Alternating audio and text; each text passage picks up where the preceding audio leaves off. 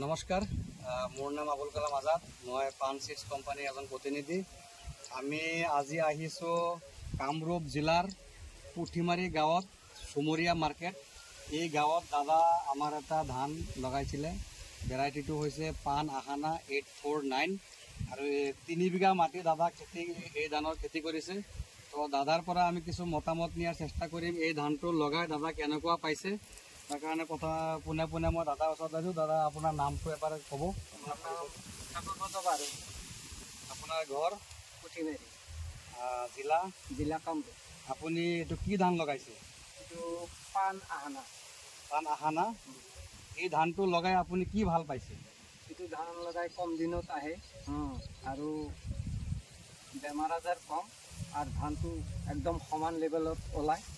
সেইটো কাৰণে বিৰাট ভাল লাগছে। মোৰ ধানটোও ভাল লাগছে, বেমাৰ আজাৰ কম।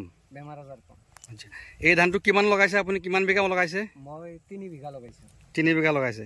তো আপোনালোকে চাব পাৰিছে, এয়া দাদাৰ পৰা একদম আমি তাতে এটা PDA কৰিছিলোঁ। চাওক, বেনাৰ চেনাৰ লাগি আছে।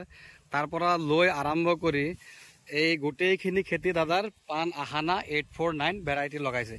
তো আপোনালোকে চাব পাৰিছে যে এই ধানটো আপোনাৰ লগাইছে। তাৰ লগে লগে কিন্তু আমি পোনে পোনে মই যাব বিচাৰিছোঁ, লগত যোনটো খেতি আছে এইটো এটা হাইব্ৰিড ধান, দাবাং বুলি এটা ভেৰাইটি। এই ধানটো লগাইছে। আপোনালোকে চাব পাৰিছে, ইয়াতকৈ কমচে কম এইটো হ'ল আহানা পান 849।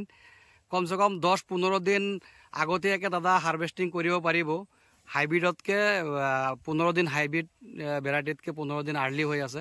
আৰু চাওক, পাৰফৰ্মেঞ্চ চাওক, আপোনাৰ ইম্প্ৰুভ ভেৰাইটি হাইব্ৰিডৰ সমানে সমানে হৈছে। মোৰ এইটো হৈছে আহানা 849 আৰু এইফালে আছে হাইব্ৰিড।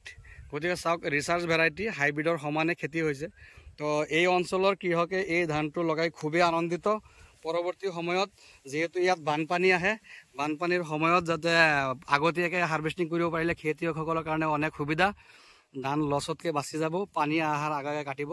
এইটো আৰু 10-12 দিন পিছতে খেতি হাৰ্ভেষ্টিং কৰিব পাৰিব। গতিকে এই অঞ্চলৰ কৃষকে পান 849 আহানা লগাই খুবেই সন্তুষ্ট। দাদা, আপুনি পৰৱৰ্তী এইটো ধান খেতি কৰিব ন? হয়। কিমান বিঘা মাটি লগাব বুলি আশা কৰিছে? মোৰ মোটামুটি 5 বিঘা আছে।